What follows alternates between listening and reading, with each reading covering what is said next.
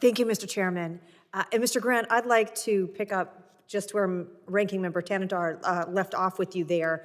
You mentioned in your written testimony that Congress passed the Real ID modernization in 2020, but did not give TSA direction on what use cases should be a priority. So I'd like to hear a bit more about whether you believe Congress should give TSA a directive to prioritize the online identity use cases, or rather give a separate entity the authority to be prioritizing, like NIST, the authority to be prioritizing and the direction to prioritize these types of cases? Thanks for the question. So I'd like to see NIST more involved. I also think one of the things that was interesting is when the original Real ID Act was passed in 2005, DHS in general was given direction to figure out the standards and the regulations. And it was led out of their policy office at the time. When the Modernization Act was passed in 2020, which essentially said a Real ID could either be a plastic card or it could be digital, the assumption was that the same team in DHS might lead it again, but then TSA was basically given the authority. Jurisdictionally, this becomes a bit of a tricky issue, but there is certainly, as I talk about the cybersecurity implications of digital identity writ large and the way that mobile driver's license could play a role in solving those problems, one of the thoughts has been that CISA could potentially play a role, but CISA does not seem to be engaged on this particular issue. I don't know that CISA would be ideal necessarily. I would personally prefer to see this at NIST, but even within the scope of DHS and the current legislation that we have, DHS has the ability to bring in a cybersecurity set of experts as opposed to just TSA with its more limited focus. Mr. Grossman, I would like to go back to your testimony about MDLs. I believe you described that they could offer better security and better privacy for consumers if they're designed properly. I'd like to hear more from you about what are the elements of that proper design that could ensure the security and the privacy. So there's a number of elements that are laid out both in the standard as well as the AMVA implementation guidelines, and a couple that I'll highlight for an example. One is to not track where it is being used. So when someone uses it and it's read, that is not what we call calling home, phoning home back to the state agency. State agency doesn't know where and how you're using it. Making sure the protocols and policies are in place is a key protection.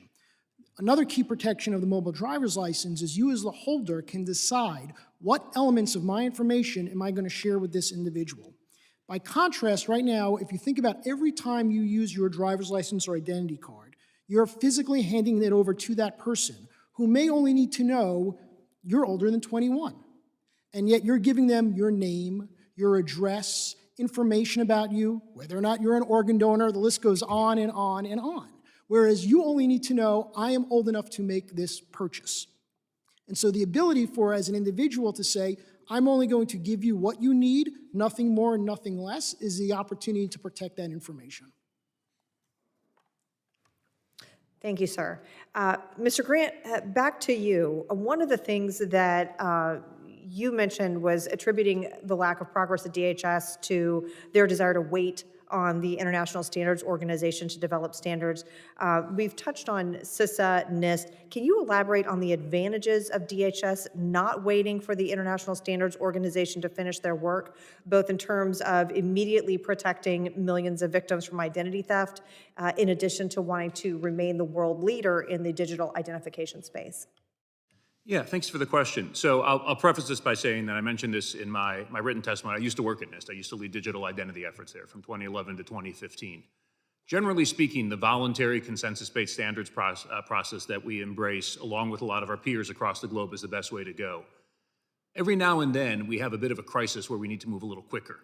And that's where I can think of at least two situations over the last 20 years where the White House or Congress have turned to NIST and said, you've only got 9 months, 12 months, and you've got to act.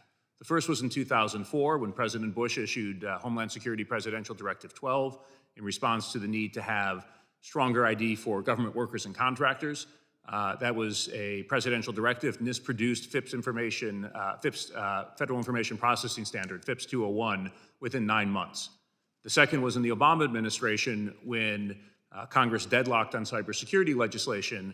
And so they said, well, let's at least come up with a cybersecurity framework that can be voluntary, that not only government agencies, but also industry can start to use to manage cybersecurity risk. There was an executive order in February of 2013. A year later, because NIST only had a year, they rolled out the CSF. In fact, that's become the basis of an ISO standard today.